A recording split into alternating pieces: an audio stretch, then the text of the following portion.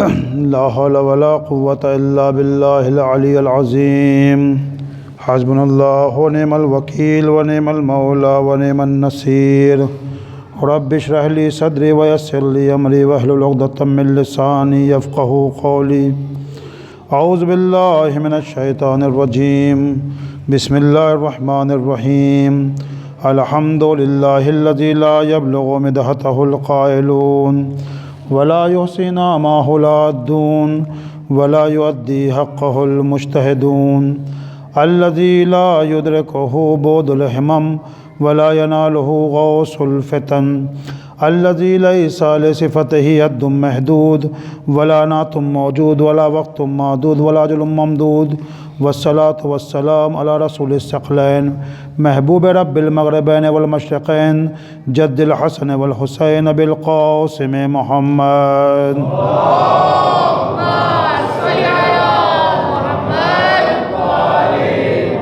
وأهل بيته الطيبين الطاهرين المعصومين ولعنة الله على أعدائهم أجمعين من الآن إلى قيام يوم الدين أما بعد فقد قال الله سبحانه تبارك وتعالى في كتابه الكريم وهو أصدق القائلين وقوله الحق بسم الله الرحمن الرحيم لقد ذرأنا لجهنم كثيرا من الجن والإنس لهم قلوب لا يفقهون به ولهم أعين لا يبصرون به ولهم آذان لا يسمعون به أولئك كالأنعام بل هم أضل أولئك هم الغافلون صلوات پڑھ محمد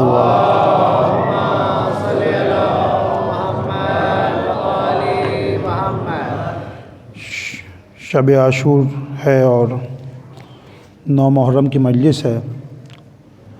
یہ سورہ اعراف کی آیت نمبر 179 اس کے ذیل میں ہم نے معروضات کو پیش کیا، لیکن مطلب جو ہے ختم نہیں ہو پایا، یعنی ابھی آیت کا پہلا جملہ جو تھا وہ وَلَقَدْ ذَرَأْنَا جَهَنَّمَ كَثِيرًا مِنَ الْجِنِّ وَالْإِنسِ، اسی پہ گفتگو ہو رہی تھی۔ بہت خواہش تھی کہ قلب کے اوپر جو ہے بحث کریں تھوڑا سا، لیکن وہ وقت نہیں بچا۔ وَلَقَدْ ذَرَأْنَا جَهَنَّمَ كَثِيرًا مِنَ الْجِنِّ وَالْإِنسِ، قرآن کہہ رہا ہے کہ ہم نے جنات اور انسانوں کے کثیر تعداد کو جہنم کے لیے خلق کیا۔ عرض کیا گیا مجلسوں میں کہ مقصد جہنم نہیں تھا، بلکہ مقصد تو یہ تھا کہ انسان اشرف المخلوقات ہے، وہ جنت میں جائے، لیکن کیونکہ ان کے پاس لہم قلوب لا یفقہون بہ، ان کے پاس دل تو تھا، قلب تو تھا، لیکن اس کے ذریعے سے انہوں نے تفکر نہیں کیا، سوچا نہیں۔ وَلَهُمْ آذَانٌ، ان کے پاس وَلَهُمْ أَعْيُنٌ، ان کے پاس آنکھیں تھیں لیکن انہوں نے دیکھا نہیں، اور ان کے پاس کان تھے لیکن انہوں نے سنا نہیں۔ اولئک کالانعام، یہ لوگ چارپائیوں جیسے ہیں، بل ہم اضل، ان سے بھی بدتر ہیں، اور اولئک هم الغافلون، یہ لوگ جو ہیں غفلت زدہ ہیں، غافل حضرات ہیں۔ شب عاشورہ ہے، لہٰذا 2-4 جملے، اور جو لوگ پرانے ہیں ہمیشہ سے آ رہے ہیں ان کو پتہ ہے کہ آج کی مجلس میں ہم کوئی تقریر نہیں کرتے، صرف چند معروضات، یہ ایک چھوٹے بھائی کی یا پھر ایک طالب علم کی جو ہے گزارش ہے، اس کو سن کے سماعت فرمائیے گا، اس کو سنیے گا، یا پھر ایک ریکویسٹ ہے، یا پھر درد دل آپ کہہ سکتے ہیں اس کو، جو ہم بیان کرتے ہیں ہر سال، انشاءاللہ اس سال بیان کریں گے۔ لیکن اس سے پہلے 2-4 جملے عاشورہ کے حوالے سے کہنا چاہتا ہوں، اس کو ضرور سنیے اور اپنے بچوں کو بتائیے اور دوسروں کو بتائیے۔ جو ہمارا کلچر ہے، کلچر نہیں بلکہ روایتوں کے اندر ہے، اور جو ہمارا کلچر بنا ہندوستان یا پاکستان کا، علماء نے، بزرگوں نے کوئی اپنی جیب سے نہیں کر دیا۔ ہمارا فرہنگ یہ ہے، ہماری تہذیب یہ ہے کہ شب عاشور جب دن ڈوب جاتا ہے تو پھر جو ہے ایک دوسرے کو سلام نہیں کیا جاتا۔ سلام دیکھیے ایک مستحب عمل ہے، واجب نہیں ہے۔ سلام ایک مستحب عمل ہے، واجب نہیں ہے، تو سلام نہیں کرتے لوگ، تو سلام جو ہے وہ سلامتی کی دعا ہے۔ اور کس طرح سے ہم کسی کو سلام کریں جب پورا زہرا گھر اجڑ گیا ہو کربلا میں، کس طرح سے ہم سلام کریں؟ تو روایتوں کے اندر ہے کہ ہم سلام نہ کریں بلکہ کیا کہیں، اعظم اللہ اجورنا و اجورکم بمصابنا الحسین، اللہ تمہارے اجر کو زیادہ کرے، ہمارے اجر کو زیادہ کرے امام کے اس غم کی وجہ سے، یہ کہنا چاہیے اعظم اللہ اجورنا بمصابنا الحسین، حسین علیہ السلام کی مصیبت کے موقع پر اللہ ہمارے تمہارے اجر کو زیادہ کرے۔ اس کے بعد اکثر ہر سال لوگ سوال کرتے ہیں، ہر سال کرتے ہیں، اس سال بھی کیا، کیا کل روزہ رکھنا چاہیے؟ روزہ کل کے دن نہیں ہے، مکروہ ہے، کیونکہ ذات عاشورہ میں ابھی پڑھا کہ اس دن کو بنی امیہ نے نذر کی تھی کہ اگر حسین پر فتح پالی بظاہر، ان کو قتل کر دیا، ان کو شہید کر دیا، تو ہم روزہ رکھیں گے اور جشن منائیں گے۔ تو یہ بنی امیہ نے اس دن کو مبارک تصور کیا، وہ روزہ رکھتے ہیں، وہ روزہ رکھتے ہیں اور وہ لوگ جشن مناتے ہیں۔ ہمارے یہاں روزہ نہیں ہے، بلکہ ہمارے یہاں فاقہ ہے۔ فاقہ کیا، جب کسی گھر میں میت ہو جاتی ہے تو مستحب ہے کہ 3 دن تک باہر والے، پڑوس والے، جان پہچان والے کھانا بھیجیں۔ تو جس گھر میں میت ہوتی ہے تو وہاں کے اوپر انسان کو ہوش و حواس نہیں رہتا کھانے پینے کا، تو ہمارے یہاں فاقہ ہے۔ جب امام مظلوم کا گھر اجڑ گیا، ایک دن میں 18 بنی ہاشم شہید کر دیے گئے، تو ہمارے یہاں فاقہ ہے کہ انسان کھانے پینے سے، چائے اور ناشتے سے پرہیز کرے، روزہ نہیں ہے۔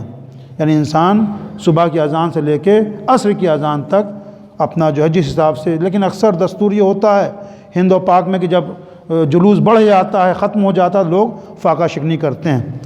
تو یہ چیز، اور دوسری چیز یہ کہ جو ہے ذات عاشورہ بجائے اس کے کہ ہم لوگ آپس میں گفتگو کریں، نعوذ باللہ کوئی آدمی ہنسے ٹھٹھا لگائے، اس کے بدلے یہ کہ تسبیح لے کے یا انگلیوں کے اوپر جو ہے لان پڑھے، جتنی زیادہ لان پڑھ سکتا ہے، کہ اگر ہو سکے تو نماز ظہرین کو با جماعت ادا کریں، کیونکہ یہ امام حسین علیہ السلام کے اصحاب کی پہچان تھی کہ ابو ثمامہ سیداوی آئے ہیں ظہر کے وقت، اور دیکھنے کے بعد کہا کہ مولا یہ اول وقت نماز ہے، دل چاہتا ہے کہ آخری نماز آپ کے پیچھے پڑھ لوں۔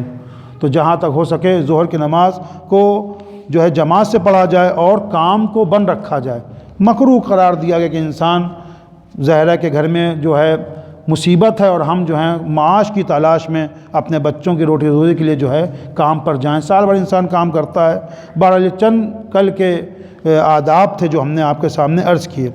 اب کوئی مجلس نہیں پڑھنا ہے، کوئی تقریر نہیں کرنا، لیکن چند گزارشات جو ہم ہر سال کرتے ہیں وہ کر کے انشاءاللہ مصائب کے ساتھ آپ کی زحمت کو تمام کریں گے۔ لقد ذرانہ اس کے اوپر گفتگو کی کہ انسان کا طرہ امتیاز یہ کہ انسان کو اللہ نے نیت دی ہے، عقل دی ہے، ارادہ کی قوت دی ہے، لہذا انسان ارادہ کرے اور صحیح ارادہ کرے، اور اسی نیت کی بنا کے اوپر، اسی ارادے کی بنا کے اوپر لوگ جنت یا جہنم ہمیشہ رہیں گے۔ کیونکہ ایک اشکال یہ ہو سکتا ہے کہ ہم ایک انسان نے، نیک عمل کرنے والے نے 60 سال، 70 سال، 80 سال نیک عمل انجام دیا، تو وہ ہم فیہا خالدون، جنت میں ہمیشہ کیوں رہے گا؟ بہت اہم سوال ہے یہ۔ ایک آدمی ایک برا تھا، اس نے برے کاموں کو نعوذ باللہ 60 سال، 70 سال، 80 سال انجام دیا، تو ہم فیہا خالدون، جہنم میں کیوں ہمیشہ رہے گا؟ یہ ایک سوال ہے۔ بھئی ایک آدمی کو اللہ نے مختصر سی عمر دی تو ہمیشہ جنت میں کیوں رہے گا وہ؟ اور ایک آدمی نے اگر خدا نخواستہ بری زندگی گزاری ہے تو ہمیشہ وہ جہنم میں کیوں رہے گا؟ تو اس کا جواب یہ کہ اپنی نیت کی بنا کے اوپر، کیونکہ اس کی نیت یہ تھی کہ نیک عمل کرتا ہے، کوئی انسان نماز کا پابند ہے، تلاوت قرآن کا پابند ہے، کوئی آدمی کسی غریبوں کی مدد کر رہا ہے، تو اس کی نیت یہ تھی پروردگار عالم اگر مجھے اور طولانی عمر دے گا تو ظاہر سی بات ہو یہی کام کرتا رہتا، تو اپنی نیت کی بنا کے اوپر وہ ہمیشہ جنت میں رہے گا۔ برا آدمی، جو آدمی رشوت خور تھا، ستانے والا تھا، ظالم تھا، دوسروں حق مارتا تھا، تو اس کو اللہ نے عمر نہیں دی۔ اگر عمر دیتا اللہ تو جہاں 80 سال کی عمر دی، ماں اگر 120 سال کی عمر مل جاتی تو یہی کام وہ کرتا رہتا۔ تو اپنی نیت کی بنا کے اوپر وہ ہمیشہ جہنم میں رہے گا۔ تو انسان کی شرافت کیا ہے، انسان کی انسانیت کیا ہے کہ انسان اپنی نیت کو صحیح رکھے۔ نیت بہت ہی اہم ہے۔ صلوات پڑھے محمد والے محمد پر۔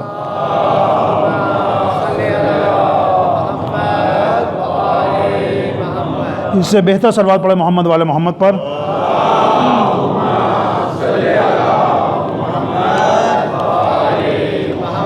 جیسا کہ عرض کیا کوئی تقریر نہیں کرنا ہے، آج چند گزارشات لکھی ہیں، یہ درد دل بھی ہے، گزارش بھی ہے۔ اب یہ گزارش کے لیے یہ ہوتا ہے کہ چاہے قبول کریں چاہے نہ کریں، وما علینا الا البلاغ، رسول کے لیے بھی ہے کہ ہمارا کام صرف پہنچا دینا ہے۔ بہرحال مال امام کھایا، 13 سال قم میں رہ کے، لہٰذا ذمہ داری سمجھتا ہوں کہ اس بات کو عرض کروں آپ کے سامنے۔ دیکھیے عزاداری، میرا عقیدہ یہ اور آپ سب کا عقیدہ یہ کہ عزاداری عبادت ہے، اور عبادت جو ہے اسی طریقے سے بلکہ عبادت ساز ہے۔ میں نے پرسوں نرسوں مجلس میں عرض کیا، عبادت ساز ہے۔ امام خمینی کا جملہ میں نقل کیا تھا کہ آپ فرماتے ہیں ما ہرچ داریم از محرم و سفر داریم، جو کچھ ہمارے پاس ہے وہ اسی عزاداری کی بنا کے اوپر ہے۔ تو لہٰذا ہم کو عزاداری ویسے کرنا ہے جیسا اماموں نے تعلیم دیا۔ میں نے کل بھی کہا جوش کے ساتھ کام نہیں کرنا ہے، جوش کے ساتھ ساتھ ہوش بھی ہونا چاہیے۔ رسول خدا کی وفات 11 ہجری میں، اس کے بعد اماموں کا سلسلہ شروع ہوا۔ آخری امام جو آئے ہیں وہ ان کی جو امام کی شہادت ہے وہ 260 میں، 11ویں امام کی شہادت 260 میں، اور رسول کی وفات 11 ہجری میں، کربلا کا واقعہ سن 61 ہجری میں، تو 60 اور ادھر 260، ان تقریباً 210 سال یا 200 سال آپ مان لیں، غیبت صغریٰ کا زمانہ بھی انکلوڈ کر لیں کہ امام زمانہ ابھی ظاہر ہے، نواب اربعہ ان کے 4 نائب ہیں، تو کم سے کم 200 سال سے زیادہ عرصہ اماموں کے زمانے میں محرم پڑتا تھا۔ آئی ایم رائٹ اور رانگ؟ 200 سال سے زیادہ اماموں کے زمانے میں محرم پڑا۔ تو کیا کوئی ہے اس مجمع میں جس میں دم ہے کہے کہ ہمارے زیادہ درد تھا، چوتھے امام کو کربلا کا درد کم تھا؟ کوئی ہے اس مجمع میں کہہ سکتا ہے؟ 5ویں امام کو کربلا کا غم کم تھا، 4 سال کے تھے، سن 57 ہجری میں آپ کی ولادت ہے، 61 میں کربلا کا واقعہ ہے، 5ویں امام خود کربلا میں موجود تھے، آپ نے ظلم ہوتے دیکھا۔ کوئی ہے جس کے اندر ہمت ہے کہے کہ نہیں 5ویں امام سے زیادہ میرے سینے کے اندر دل ہے، مجھے زیادہ کربلا کا غم ہے؟ نہ۔ تو ہم کو ویسی عزاداری منانی ہے جیسی ہمارے ائمہ نے ہم کو تعلیم دیا۔ ایسا نہیں ہونا چاہیے خدا نخواستہ کہ عزاداری کے نام پر ہم وہ کام کریں۔ دیکھیے عزاداری کیا ہے؟ تبلیغ شیعت ہے، شیعت کی تبلیغ ہونا چاہیے، ہم سے لوگ آ کے جڑنا چاہیے، لیکن خدا نخواستہ اگر پوری ذمہ داری سے اور جرت سے کہہ رہا ہوں، جرت بھی چاہیے کہنے کے لیے کہ آدمی عزاداری کے نام پر ایسی چیزیں ان اعضاء کے اندر ایڈ کر دے، جوڑ دے، جو وہن شریعت کے لفظ، فقہا کا لفظ ہے یہ، وہن شریعت کا لفظ سبب بنے، وہن یعنی سستی کا سبب بنے، بجائے یہ کہ لوگ ہماری طرف رجوع کریں، ہماری طرف رغبت پیدا کریں، ہم سے دور بھاگیں، لوگ ہم پر ہنسیں۔ تو ایسے کام عزاداری میں آپ دیکھیں بہت ہی معذرت ساتھ ہر سال ماتم کا ایک نیا اسٹائل نکالا جاتا ہے۔ کیا ہمارے دادا پردادا ماتم نہیں کرتے تھے؟ یا ہم کو نیا جوش آیا ہے؟ ایک نیا اسٹائل ماتم کا شروع کیا جاتا ہے، نیا آتا ہے، باقاعدہ صادر کیا جاتا ہے، امپورٹ کیا جاتا ہے۔ کیا ہمارے دادا شیعہ نہیں تھے؟ ہمارے والدین جو 70 سال پہلے 60 سال پہلے وہ شیعہ نہیں تھے؟ وہ محب اہل بیت نہیں تھے؟ وہ عزادار حسین نہیں تھے؟ تو یہ دشمن کی چال ہے کہ عزاداری کو مسخ کیا جائے، تو لہٰذا نئے نئے اسٹائل پیش کیے جا رہے ہیں، اور صاحب ہم کو جوش ہے۔ میں نے عرض کیا کہ نہیں، 200 سال سے زیادہ ائمہ نے عزاداری کی، تو ہم کو ویسے عزاداری کرنا ہے جیسے چھٹے امام نے کی، جیسے 5ویں امام نے کی، تعلیم دیا ہم کو، بتایا ہے۔ 8ویں امام نے عزاداری کی، عزاداری 8ویں امام کا قول ہے کہ یبن شبیب، اے شبیب کے بیٹے، کہ اگر محرم آ جائے تو آپ ہنستے نہیں تھے اور کہتے اے شبیب کے بیٹے اگر تم کسی شے کے لیے، کسی چیز کے لیے تم کو گریہ کرنا ہو تو میرے جد حسین پہ گریہ کرنا، فَإِنَّهُ ذُبِحَ، کیونکہ وہ قتل کیے گئے، ذبح کیے گئے، کما یذبح القبش، جس طرح سے ایک بھیڑ، بکری کو، بھیڑ کو ذبح کیا جاتا ہے۔ یہ 8ویں امام کا ارشاد ہے۔ تو 8ویں امام نے کیا عزاداری نہیں کی؟ 9ویں امام نے عزاداری نہیں کی محرم آنے پر؟ تو بہرحال اگر طول دیں گے تو بہت زیادہ لمبی گفتگو ہو جائے گی، تو لہٰذا ہم کو عزاداری میں بہت ہی احتیاط کرنا ہے اور ویسی عزاداری کرنا ہے جو ہمارے ائمہ معصومین نے، جو ہمارا ورثہ ہے، جو ہم تک پہنچی ہمارے آبا و اجداد سے، ویسی کرنا۔ کوئی نئی چیز عزاداری کے نام پر ہمارا دل کر رہا ہے، آپ کے دل کا نام عزاداری نہیں ہے۔ ہاں دیکھیں طریقہ بدلتا ہے، طریقہ بدلتا ہے، پہناوا بدلتا ہے، لیکن ایک ایسی چیز عزاداری میں شامل کریں جس سے کہ جو وہن شریعت ہو، ہماری شیعت سست ہو، لوگ رغبت پیدا کرنے کے بجائے ہم سے دور بھاگیں، تو ایسی چیزوں کو کرنے سے پہلے جو ہے ہم کو علماء سے رجوع کرنا پڑے گا۔ یہ ایک بات ہو گئی۔ اور عزاداری دشمن کو معلوم ہے کہ جس طرح سے مچھلی بغیر پانی کے نہیں رہ سکتی، اسی طرح شیعہ بغیر ماتم اور عزاداری کے نہیں رہ سکتا۔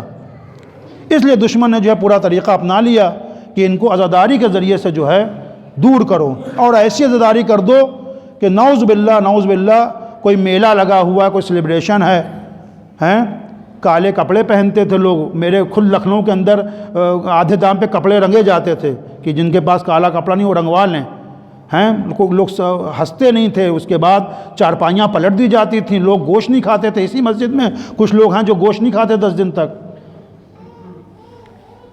اب ہم جو ہیں کھانے کے، دیکھیں انتظامیہ انتظام کرے وہ اچھی بات ہے، کیونکہ وہ آپ اس کے مہمان ہیں، لیکن ہم چاہیں کہ اچھا کھانا ملے گا، چاؤ ملے گا، اور ہم ڈیمانڈ کریں کہ ہڈی نہیں ہو، گوشت نہیں ہو، بہت ہی معذرت کے ساتھ مسالہ کم ہے، یہ ہے وہ ہے، تو یہ شان عزا نہیں، ہم بیوی کو پرسہ دینے آئے، کسی 5 اسٹار ہوٹل میں نہیں آئے۔ لیا بٹتی تھی، چنے بٹتے تھے، ملیدہ بٹتا تھا، تو لہٰذا عزاداری کو باقی رکھا۔ دوسری چیز جو یہ ہے، دشمن کا حملہ خمس کے اوپر ہے۔ اس مسجد کے اندر جہاں آپ بیٹھے ہیں، دنیا میں کہیں جائیں، بڑے سے بڑا مدرسہ، بڑے سے بڑا، یعنی 90% وہاں پہ خمس کے پورے حوضے، چاہے وہ نجف کا حوضہ ہو، چاہے وہ قم کا حوضہ ہو، اسی خمس کے ذریعے سے چل رہا ہے۔ خمس کیا ہے؟ موٹی سی زبان میں اور آسان زبان میں 1 منٹ کے اندر سال بھر تک جائز خرچ کے بعد جو بھی پیسہ بچے گا 1/5 20% آپ کو خمس کے طور پر دینا ہے۔ جو بھی آپ کا خرچ ہے، بچوں کو گھمائیے، ٹہلائیے، کیپ ٹاؤن لے جائیے، کسی کی زیادہ آمدنی ہے تو اپنی شان کے مطابق لندن لے جائے، حرام خرچ نہیں، جائز خرچ کے بعد اچھے اسکول میں پڑھوائیے، علاج کروائیے، تمام جائز خرچ کے بعد جو کچھ بچ جائے گا یہ مال امام ہے، مال امام ہے، اور سادات کا حق ہے، سادات کا حق ہے۔ بھائی ہم کوئی، اب یہ پھر بہت لمبی ہو جائے گی، سادات نے زحمتیں کی ہیں، صرف اسی لیے مارا جاتا تھا سیدوں کو کہ کیونکہ زہرہ سے ان کا تعلق ہے، صرف اس لیے۔ آپ جائیے ایران کے اندر، دوسرے ملکوں کے اندر، قدم قدم پہ سادات کی قبریں موجود ہیں، امام زادے موجود ہیں، تو ان کا حق ہے خمس کے اندر۔ اور پورے جو حوضے چل رہے ہیں، چاہے قم کا حوضہ ہو، بڑے بڑے کتاب خانے، اسی خمس کے پیسے چل رہے ہیں۔ تو لہٰذا دشمن کا یہ کہ خمس نہ نکالو صاحب، کیونکہ یہ پوری ریڑھ کی ہڈی ہے، پورا فائننس شیعت کا اسی سے چلتا ہے، پورا فائننس سسٹم۔ آپ سوچ لیں، کوئی بھی انجمن ہو، کمیونٹی، آپ کا گھر ہو، آپ بہت بڑے ہوں لیکن فائننس نہ ہو تو کیا ہوگا؟ آپ سوچیں۔ تو دشمن کی کیا سازش ہے کہ خمس سے ان کو دور کیا جائے۔ تیسری چیز کیا ہے؟ تقلید، تقلید سے ان کو دور کیا جائے، تو پتہ ہے ان کو کہ ان کا ایک مرجع اگر جو قم یا نجف میں بیٹھا ہے ایک اشارہ کر دیتا ہے تو وہ پوری دنیا کے شیعت اس کو اپنا لیتے ہیں، تو ان کو مرجع سے دور کیا جائے، مرجع سے دور کیا جائے۔ اور یہ ایک افواہ پھیلائے گا، ابھی میرے پاس نماز سے پہلے فون آیا، یہی بحث تھی، مرجع کبھی بھی اپنا حکم امپوز نہیں کرتا۔ بھائی ہم جب مریض ہوتے ہیں کس کے پاس جاتے ہیں؟ بہت موٹی سی مثال ہے یہ، ہم ڈاکٹر کے پاس جاتے ہیں، ڈاکٹر اگر علاج کر لیتا، آپریشن میں نے کل بھی کہا، آپریشن میں فیل بھی ہو جاتا ہے، وہ تھیٹر سے باہر نکلتا ہے سوری، یعنی ہی از ڈیڈ، شی از ڈیڈ، تب بھی ہم اس کو فیس دیتے ہیں، کیونکہ ڈاکٹر نے اپنی کوشش کی۔ مرجع تقلید کبھی نہیں کہتا کہ میرا حکم ہے، وہ کہتا ہے کہ کیونکہ تمہارے اندر صلاحیت نہیں تھی، میں نے قرآن و حدیث میں چھان بین کی، کنواں کھودا، اس کے بعد یہ حکم نکالا۔ مرجع تقلید کا یہ مرجع یوں ہوتا ہے، کوئی سوچتے ہیں یہ نعوذ باللہ یہ حضرت علی یہ اللہ ہے، یہ رسول اللہ ہیں، یہ مولا کائنات، یہ مرجع نا، مرجع عرض میں نہیں ہے، یہ مرجع طول میں ہے۔ مرجع یہ ہے، ہماری اپروچ امام تک نہیں ہے، یہ ہمارا امام ہے۔ مرجع اماموں کی کتابوں کو دیکھتا ہے، حدیثوں کو دیکھتا ہے، پھر رسول کی حدیث کو دیکھتا ہے، رسول وحی سے لیتے ہیں، قرآن سے لیتے ہیں۔ مرجع کہتا ہے کہ ہم نے تمہارے اس ابا کے اوپر جو ذرا سا خون لگ گیا، یہ کون بتائے گا؟ بنیا بتائے گا، جو سبزی بیچتا ہے وہ بتائے گا، جو کمپیوٹر صحیح کرتا ہے وہ بتائے گا۔ تو مرجع ڈھونڈے گا حدیث میں، قرآن میں، روایت میں کہ بھیا میں نے کوشش کی، ایک جو نڈل بھر خون لگ گیا، تم اس پر نماز پڑھ سکتے ہو، اتنا خون ہو کہ تمہارے پور سے زیادہ ہو تب نماز نہیں پڑھ سکتے۔ اس نے کوشش کی، اور ہر فتوے کے نیچے لکھا ہوتا ہے واللہ عالم بالصواب، سواس سے نہیں، اللہ جو ہے حق کو بہتر جاننے والا ہے۔ تو مرجع تقلید کبھی بھی بہت بڑا جو جھوٹ بولا جاتا ہے کہ مرجع اپنا فتویٰ امپوز کرتا، نہ، مرجع کوشش کرتا ہے، وہ اللہ اور رسول کا حکم بتاتا ہے، چونکہ ہمارے اندر اتنی صلاحیت نہیں ہے کہ ہم قرآن کھول کے اس کے اندر سے حکم نکال سکیں، رسول کی حدیثیں جو لاکھوں حدیثیں ہیں، ہزاروں حدیثیں، ان میں سے حکم کو نکال سکیں۔ لہٰذا مرجع ایکسپرٹ ہے، جیسے ڈاکٹر ایکسپرٹ ہوتا ہے۔ اور اس کے بعد اگر مرجع، پھر یہ سوال اب دیکھیے بات لمبی ہو جائے گی کہ دو مرجعوں کے فتوے میں فرق کیوں ہوتا ہے؟ جیسے دو ڈاکٹر کے نسخوں میں فرق ہوتا ہے۔ بھئی دو ڈاکٹر ایک ہی ڈگری رکھتے ہیں، ایک ہی یونیورسٹی سے پڑھے ہیں، ایک ہی ٹیچر نے پڑھایا ہے، ایک ہی جگہ سے MBBS کر کے نکلے ہیں، ایک کوئی دوا لکھتا ہے، ایک کوئی لگتا ہے۔ آپ گالیاں دیتے ہیں اس کو، نہ فیس دیتے ہیں۔ اس نے کوشش کی، وہ یہاں تک پہنچا، اس نے کوشش کی، وہ یہاں تک پہنچا۔ تو تیسری سازش دشمن کی کیا ہے کہ ان کو کاٹ دو۔ ہمارے انڈیا پاکستان میں پتنگ اڑتی ہے، پتنگ اگر کٹ جائے، اور جو چرخی ہوتی ہے جس نے کنٹرول کرتا ہے لڑکا پتنگ اڑانے والا، تو یہی تقلید کے بغیر ہمارا حشر ہونے والا ہے کہ کٹی پتنگ ہمارا حشر ہے، کہ کہیں بھی کسی بھی چھت پر کسی بھی گلی میں گر جائیں، کوئی بھی لوٹ لے، کوئی بھی پھاڑ دے۔ تو تقلید بہت ضروری ہے، کیونکہ اس کے بغیر جو ہے ہمارے اعمال صحیح نہیں ہیں۔ ہم کو جو ہے حق نہیں کہ ہم جس طرح سے چاہیں نمازوں کو ادا کریں، بلکہ ہم کو اس طرح سے نماز ادا کرنا ہے جیسے اللہ نے چاہا ہے۔ یہ کون بتائے گا ہم کو؟ یہ مرجع تقلید بتائے گا۔ لہٰذا اس کو جو ہے دھیان میں رکھیں۔ دوسری چیز جو عرض کرنا ہے بہت ہی معذرت کے ساتھ، وہ اردو زبان ہے۔ دیکھیے جن کے ماں باپ دونوں اردو زبان ہے، میں ان سے مخاطب ہوں کہ اللہ کے واسطے اردو زبان کو استعمال کریں۔ کیوں کریں؟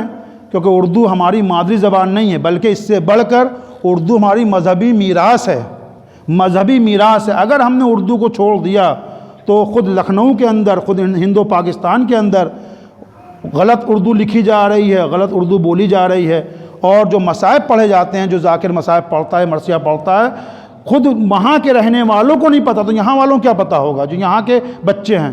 میں تین چیزیں آپ کے سامنے گناتا ہوں۔ امام کا لاشا پائمال کر دیا گیا، بچے کو نہیں پتہ پائمال کسے کہتے ہیں، ہے نا؟ زندہ درگور کر دیا گیا، درگور نہیں پتہ، یہ دونوں فارسی کے لفظ ہیں۔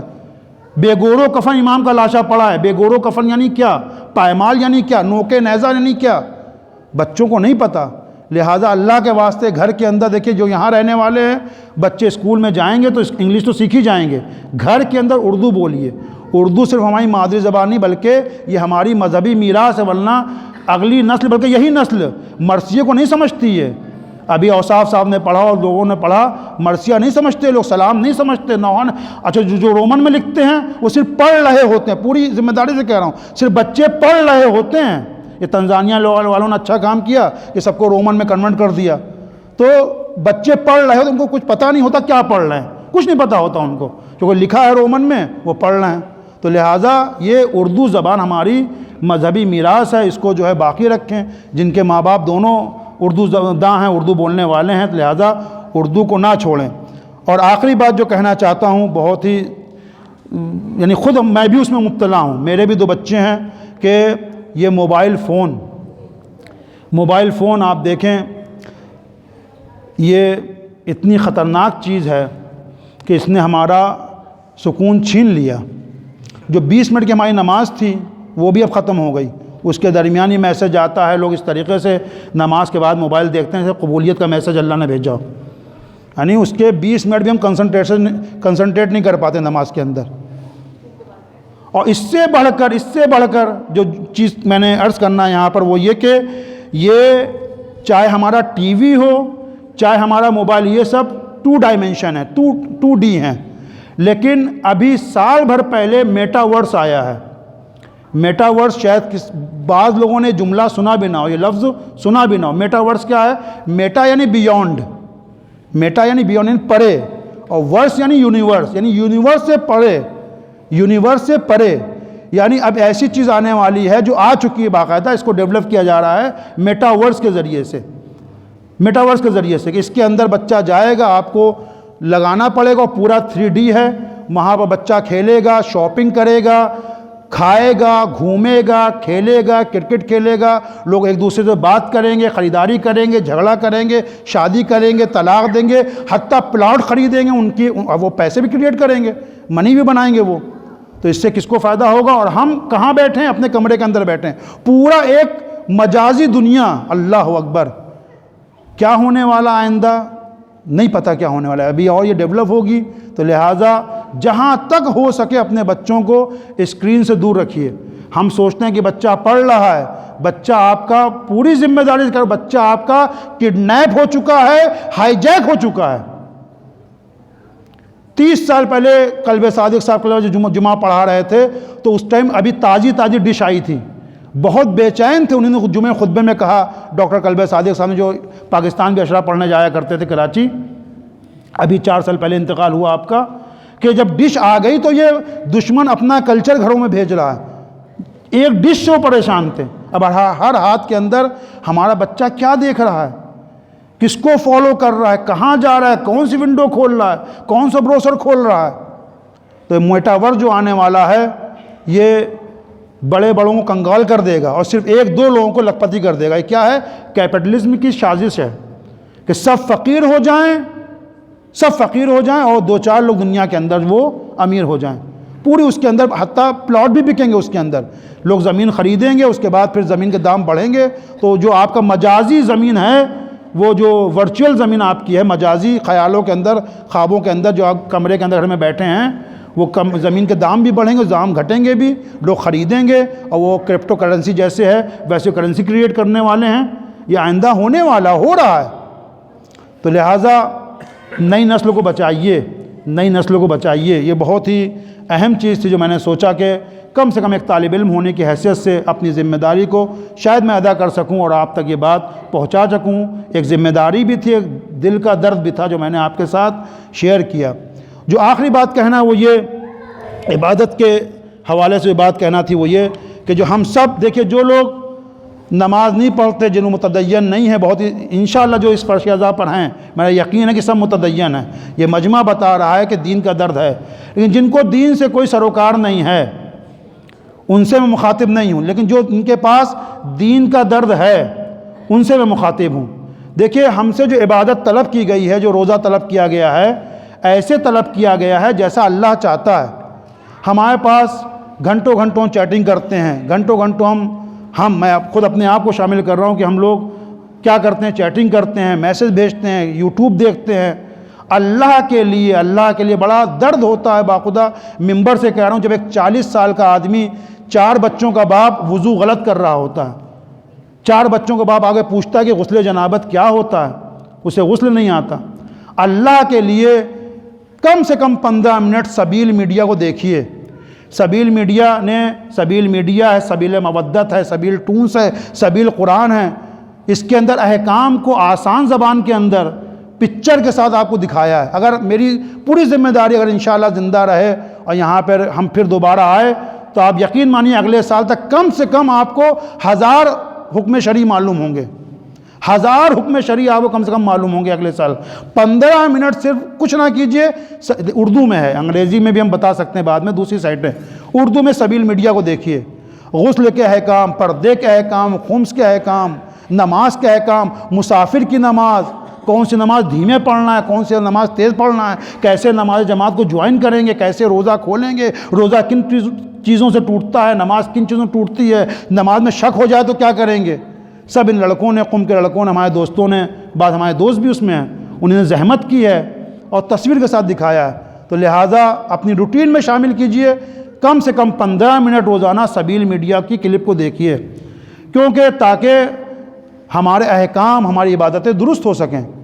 بڑا افسوس ہوتا ہے، پھر میں تکرار کر رہا ہوں کہ جب ایک آدمی 4 بچوں کا باپ ہے، عمر ہو گئی، بال سفید ہو گئے، داڑھی کے بال میری طرح سفید ہونے لگے اور اس کا مسا غلط ہوتا ہے.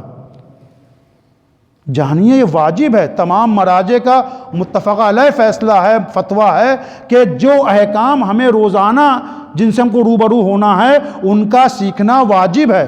مجھے اس کے احکام نہیں معلوم، واقعی مجھے بھی نہیں معلوم. بھائی جب دادا مریں گے، بابا مریں گے تو پھر بٹیں گے تو وہ ہم کسی پوچھ لیں گے. اس کے احکام نہیں جانتے، کوئی بات نہیں. آپ نکاح کے احکام نہیں جانتے، کوئی بات نہیں. طلاق کے احکام نہیں جانتے، طلاق تھوڑا ہو رہی کہیں پر. لیکن نماز کے احکام انسان نہ جانے. بھائی میں یہاں پر آیا ہوں، سب کو ڈرائیونگ آتی ہے نہیں آتی ہے؟ کہا سب کو آتی ہے. بھائی کیوں آتی ہے؟ بھیا بغیر ڈرائیونگ کے کار کے یہاں گزارا نہیں ہے. اچھا آپ کو SMS بھیجنا آتا ہے؟ مولانا کیسی مذاق کی بات کر رہے ہیں، ہر دن SMS کرنا پڑتا ہے. بغیر SMS کے کام نہیں بنے گا۔ اچھا آپ کو انٹرنیٹ یوز کرنا آتا ہے، کیسی بات کر رہے ہیں؟ نہیں، جن چیزوں سے ہم کو روزانہ سروکار پڑتا ہے ہم سیکھتے ہیں۔ تو اللہ کے لیے نماز کے احکام سیکھیے، روزے کے احکام سیکھیے، غسل و وضو کو اپنا صحیح کیجیے، ورنہ بڑا افسوس ہوتا ہے کہ اسی مجلس میں کچھ لوگ ایسے ہوں جو خدا نخواستہ نجس حالت میں ہوں۔ صحیح غسل آنا چاہیے ہم کو، یہ بہت بڑا المیہ ہے، بہت بڑے مصائب ہیں ہماری قوم کے۔ تو لہٰذا سبیل میڈیا کو 15 ہی منٹ سے ہی آپ دیکھیے، آپ یقین مانیں اگلے سال تک کم سے کم آپ کو 1000 مسئلے معلوم ہوں گے۔ تو لہٰذا چند معروضات تھیں، اگر کسی کو گرا گزرا ہو تو میں ہاتھ جوڑ کے معافی مانگتا ہوں۔ ایک طالب علم تھا، 13 سال کم کا نمک کھایا ہے امام زمانہ کا، لہٰذا آپ سے میں نے عرض کیا۔ صلوات پڑھے محمد والے محمد پر۔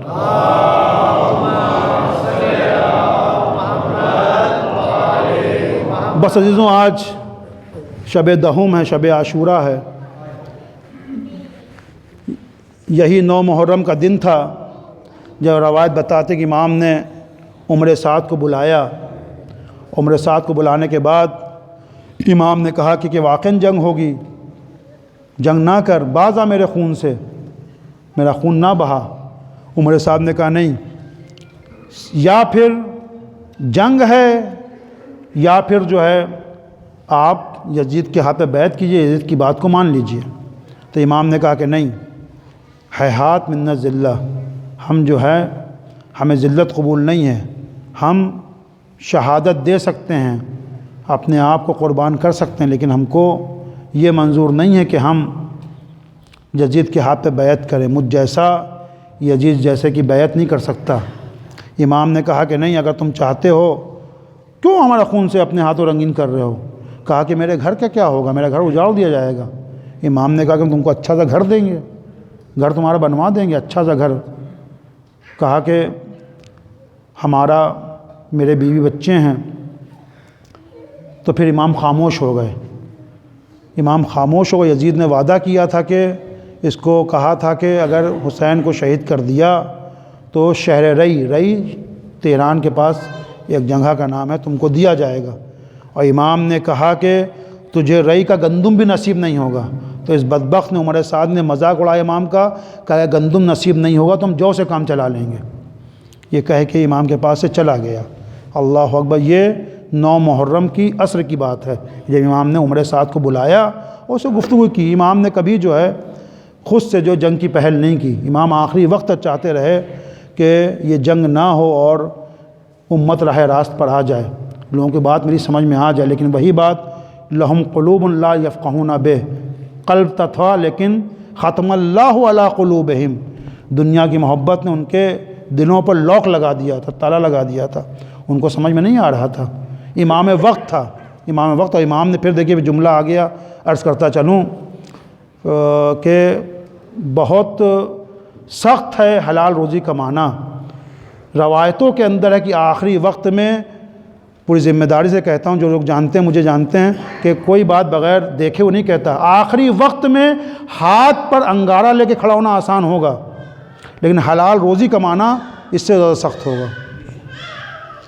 امام وقت تھا، تیسرے امام تھے، کیوں نہیں سن رہے تھے امام کی بات؟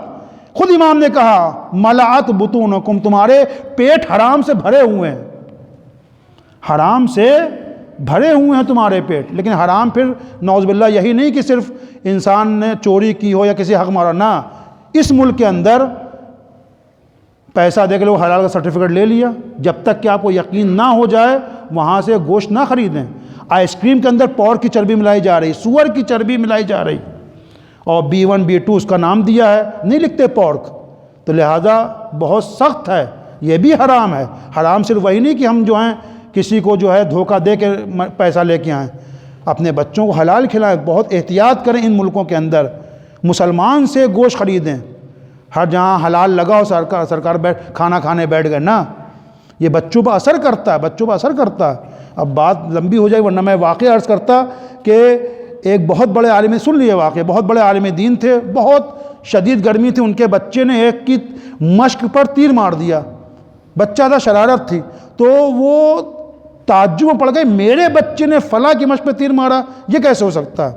سوچتے رہے، گھر آئے، اپنی خاتون سے، اپنی بیوی سے پوچھا کہ میں نے تو ایسا کوئی گناہ نہیں کیا، بچے کو ہمیشہ حلال کھلایا۔ تو اس بچے نے کیوں دوسرے کی مشق پہ تیر مار کے اس کا پانی بہایا؟ تو وہ خاتون بھی ایک مجتہد کی بیوی تھی، سوچتی کہا کہ ایک دن ایسا ہوگا، میں جا رہی تھی، بہت شدید گرمی تھی، ایک گھر سے انار لٹک رہا تھا، میں نے کیونکہ سلائی کے لیے میں کہیں جا رہی تھی، سلائی کی جو سوئی تھی میرے پاس، وہ سوئی چبھو کے میں نے انار کا ایک قطرہ پی لیا تھا۔ کہا کہ اسی ایک قطرے کا اثر ہے جو آج ظاہر ہوا، یہ اس ایک قطرے، حرام قطرے کا، کیونکہ وہ انار کا قطرہ حرام تھا، بغیر مالک کی اجازت سے تم نے انار کو یوز کیا، استعمال کیا، اس ایک قطرے، حرام قطرے کا اثر تھا جو آج تمہارے بیٹے میں ظاہر ہوا۔ تو لہٰذا اس ملک کے اندر حرام صرف وہی نہیں جو میں نے عرض کیا، بہت احتیاط ہے کہ ہم کھانے پینے میں، خصوصاً گوشت، چربی والی چیزیں، ہم کو احتیاط کرنا چاہیے۔ بہرحال امام نے کیا کہا کہ تم میرے قتل سے باز نہیں ہوگے کیونکہ تمہارے پیٹ حرام سے بھرے ہوئے ہیں۔ اللہ اکبر، تمہارے پیٹ حرام سے بھرے ہوئے ہیں۔ بس عزیزوں، یہی شب عاشور تھی جب امام نے اپنے خیمے کے اندر اپنے باوفا ساتھیوں کو جمع کیا، اصحاب کو جمع کیا، اور اصحاب کو جمع کرنے کے بعد امام نے ایک تقریر کی۔ امام نے کہا کہ جیسے مجھے اصحاب ملے ہیں وفادار، نہ میرے نانا کو ملے، نہ میرے بابا کو ملے، نہ میرے بھیا حسن کو ملے۔ اور امام نے کہا کہ دیکھو یہ میرے خون کے پیاسے ہیں، یہ مجھے قتل کرنا چاہتے ہیں، میں تمہاری گردنوں سے توقع بیعت اٹھا لیتا ہوں، جزاکم اللہ خیر الجزا، میں تمہاری گردنوں سے توقع بیعت اٹھا لیتا ہوں، تم لوگ چلے جاؤ، تم لوگ چلے جاؤ۔ اس کے بعد مقاتل لکھتے ہیں کہ ایک آواز ہے، مولا یہ آپ کیا فرما رہے ہیں؟ یہ ایک جان ہے، اگر 70 جانیں بھی دی جائیں، 70 زندگیاں بھی ہمیں دی جائیں، اس کے بعد ہم کو جو ہے جلا کر ہماری راکھ کو ہوا میں منتشر کر دیا جائے، اس کے بعد بھی ہم آپ کے اوپر جان فدا کرنے سے، جان قربان کرنے سے باز نہیں آئیں گے۔ تاریخ نے لکھا یہ کون تھا؟ یہ مسلم ابن اوسجہ تھے، یہ مسلم ابن اوسجہ تھے جو امام سے کہہ رہے تھے، اپنی وفاداری کا ثبوت دے رہے تھے، اے آقا یہ ایک جان ہے، اگر 70 جانیں بھی مل جائیں تو ہم آپ کے اوپر جو ہے دریغ نہیں کریں گے، آپ کے اوپر جان قربان کرنے سے دور نہیں ہٹیں گے۔ اس کے بعد پھر امام نے کہا اچھا اگر تمہیں شرم آتی ہے اجالے میں تو لہٰذا دیکھو میں چراغ گل کر دیتا ہوں، تم لوگ اندھیرے میں چلے جاؤ۔ اور اس کے بعد امام نے کہا اگر تم یہ سوچتے ہو تو ایک ایک بنی ہاشم کے بچے کو لے جاؤ اور یہاں سے دور چلے جاؤ۔ اس کے بعد پھر روایت بتاتی ہے، کسی کہنے والے نے کہا مولا یہ ایک جان ہے، اگر 1000 جانیں بھی دی جائیں تو ہم آپ کے اوپر جو دریغ نہیں کریں گے، آپ ہی کے اوپر بار بار اپنی جانوں قربان کریں گے۔ روایتوں نے لکھا، مقاتل نے لکھا، یہ زہرقین تھے جو کھڑے ہو کر کہہ رہے تھے مولا یہ ایک جان ہے، 1000 جانیں بھی ملیں تو آپ کے اوپر جان کو قربان کریں گے۔ اللہ اکبر، کیسے کیسے ساتھی تھے امام کے پاس، کیسے کیسے اصحاب تھے امام کے پاس۔ لو عزیزوں یہی موقع رہا ہوگا کہ امام ایک مرتبہ اپنے خیمے سے باہر نکلتے ہیں، اپنے خیمے سے باہر نکلتے ہیں، اور جب کچھ دور چلتے ہیں تو امام کو محسوس ہوتا ہے کوئی پیچھے آ رہا ہے۔ جب پیچھے مڑ کے دیکھتے ہیں، عزیزوں بس اپنے آپ کو کربلا میں لے جائیے، تصور شرط ہے، کربلا میں لے جائے، خدا آپ کو جن لوگ نہیں گئے ہیں ان کو زیارت سے مشرف کرے انشاءاللہ۔ اپنے آپ کو کربلا میں لے جائیے، ایک تصور کیجئے کہ امام خیمہ گاہ بھی ہے، ٹیلہ زنیبیہ بھی ہے، جہاں میں نے کل بھی عرض کیا جہاں جناب عباس کا دایاں بازو کٹا وہ بھی جگہ ہے، جہاں بایاں بازو کٹا وہ بھی جگہ ہے، جہاں علی اکبر کو برچھی لگی وہ بھی مقام علی اکبر بھی ہے، مقام علی اصغر بھی ہے۔ تو امام خیمے سے نکلے ہیں اپنے خیمہ گاہ سے، اور امام کو محسوس ہوا کوئی پیچھے چلا آ رہا ہے۔ امام نے پلٹ کر دیکھا تو دیکھا نافع چلے آ رہے ہیں، نافع ابن ہلال چلے آ رہے ہیں جو ایک صحابی ہے امام کے۔ امام نے پوچھا کہ نافع کیوں آ رہے ہو؟ کہا کہ مولا دشمنوں کا نرغہ ہے، ایسا نہ ہو کہ دشمن آپ کو غزن پہنچا دے، آپ کو پر حملہ کر دے، لہٰذا میں آپ کے ساتھ چلا آیا۔ نافع سے امام نے کہا اے نافع اب آ گئے ہو تو آؤ چلو ذرا مقتل کو دیکھیں۔ امام نافع کو لے کر ساتھ ساتھ جاتے ہیں، امام نافع کو دکھا رہے ہیں، اے نافع دیکھو کل یہاں پر میرا علی اکبر شہید کیا جائے گا، علی اکبر کی برچھی لگے گی۔ اے نافع دیکھو یہاں کے اوپر اونو محمد شہید کیے جائیں گے۔ اے نافع یہ مقام جو دیکھ رہے ہو یہاں پر قاسم کا لاشا گھوڑوں کی ٹاپوں سے پامال کیا جائے گا۔ جزاکم اللہ خیر الجزا، خدا آپ کو کسی غم میں نہ لائے سوائے غم مظلوم کربلا کے۔ یہاں کے اوپر قاسم کا لاشا گھوڑوں سے پامال کیا جائے گا۔ اس کے بعد جب ترائی کنارے پہنچتے ہیں، اے نافع یہ وہ مقام ہے جہاں پر میرا 32 سالہ عباس پانی لینا آئے گا، اس کا دایاں بازو کٹے گا، اس کا بایاں بازو کٹے گا، اور ایک بلند مقام پر آئے ہیں۔ اے نافع یہ مقام جو دیکھ رہے ہو، یہاں پر میں اپنے ششماہے کو لے کر آؤں گا، پانی کا سوال کروں گا، اسے تیر سے شعبہ کا نشانہ بنایا جائے گا۔ اس کے بعد امام کہتے ہیں، امام متوجہ ہوتے ہیں، اے نافع میں تم سے مخاطب ہوں، تم سے مخاطب ہوں، میں دیکھ رہا ہوں کہ تم میری باتوں کو نہیں سن رہے ہو۔ نافع نے کہا نہیں مولا، میں آپ ہی کو باتوں کو سن رہا ہوں، میرا دھیان آپ کی طرف ہے، لیکن مولا میری سمجھ میں یہ نہیں آ رہا ہے، اس بیابان میں کسی بی بی کے رونے کی آواز آ رہی ہے، اس بیابان میں کسی بی بی کے رونے کی آواز آ رہی ہے۔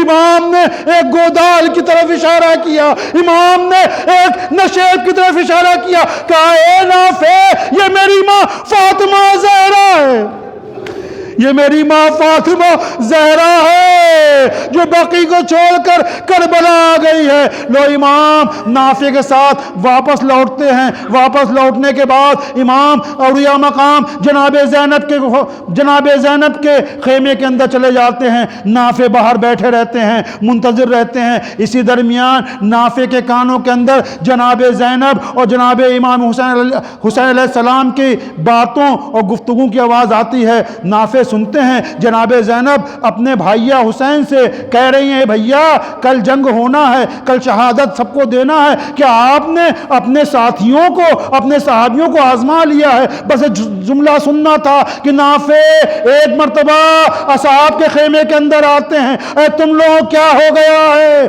تم لوگ یہاں بیٹھے ہو، وہاں علی کی بیٹی زینب کو ہمارے اوپر بھروسہ نہیں ہے۔ حبیب ابن مزار اٹھتے ہیں، سب کو لے کر جناب زینب کے خیمے کے آگے آتے ہیں، اے علی کی بیٹی اگر آپ حکم دیں تو اپنے ہاتھوں سے اپنی گردنوں کو ہم کاٹ لیں۔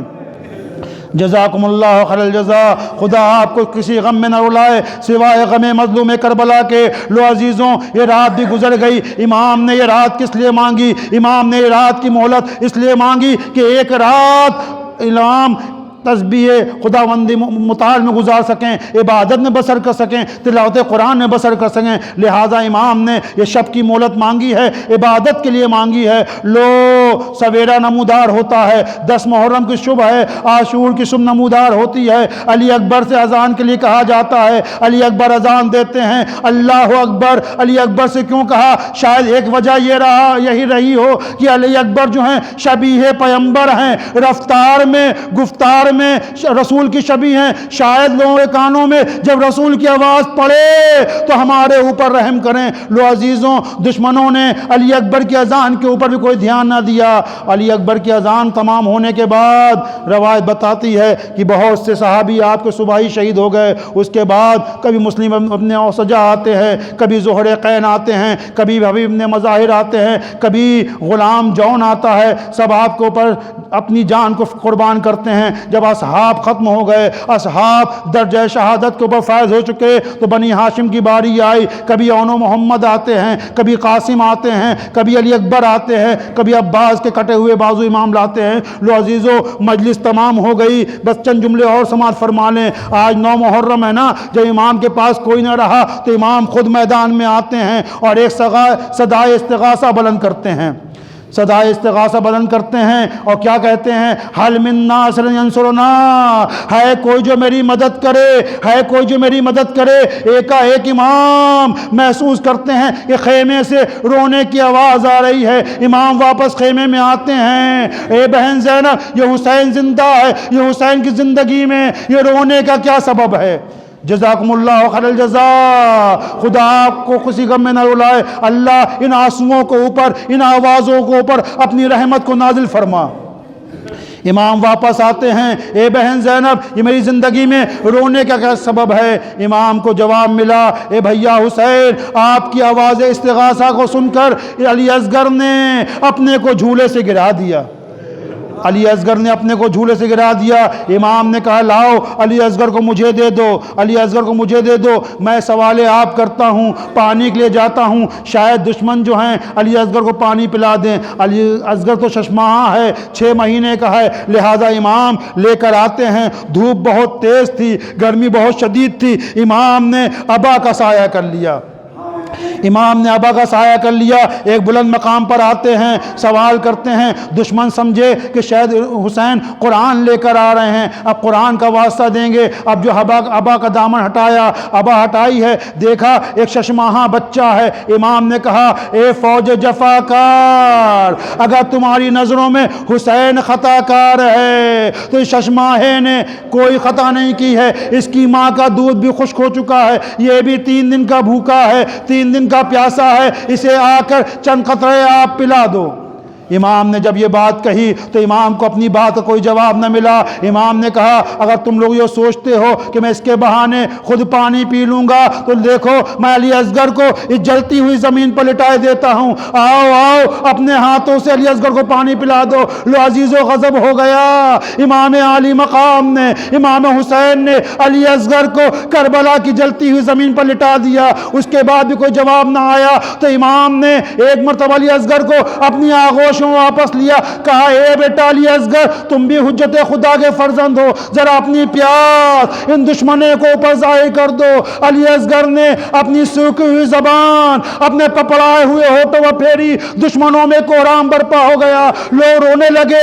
ہاں حسین ٹھیک کہتے ہیں, اس ششماہے نے کوئی خطا نہیں کی ہے, کوئی غلطی نہیں کی ہے, اسے پانی پلا دینا چاہیے. جب عمر صاحب نے دیکھا کہ فوج کے اندر بغاوت ہو جائے گی, فوج کے اندر بغاوت ہو جائے گی, تو کہا اینا اینا حرملہ اقطع کلام الحسین. ارے حرملہ کہاں ہے, حسین کے کلام کو قطع کر دیا جائے, حسین کے بیٹے کو شہید کر دیا جائے. عزیز و حرملہ کون ہے؟ یہ بہت بڑا تیر انداز ہے. اس کی تیر اندازی کے بارے میں یہ ہے کہ لوہے کی چادر کو بھی اس کا تیر چھید سکتا ہے. لو حرملہ آتا ہے, چلے کمان میں تیر جوڑتا ہے, ہاتھ تھر تھر آتا ہے, تیر گر جاتا ہے, دوسرا تیر چلے کمان میں جوڑتا ہے, دوسرا تیر بھی گر جاتا ہے. پوچھنے والا پوچھتا ہے اے حرملہ تیرا کیا حشر ہو رہا ہے, تو بہت ہی مشہور تیر انداز ہے. کہا کہ جو میں دیکھ رہا ہوں وہ تم نہیں دیکھ رہے. جب میں نے پہلا تیر مارنا چاہا رسول خدا گئے. اے حرملہ, اے حرملہ, اس بچے نے تیرا کیا بگاڑا ہے؟ جب میں نے دوسرا تیر جوڑا اور چلے کمان میں جوڑا, روانہ کرنا چاہا تو علی مرتضیٰ آ گئے. اے حرملہ, اس ششماہے نے تیرا کیا بگاڑا ہے؟ لو عزیزوں, آخرکار تیر چلا, آخرکار تیر چلا.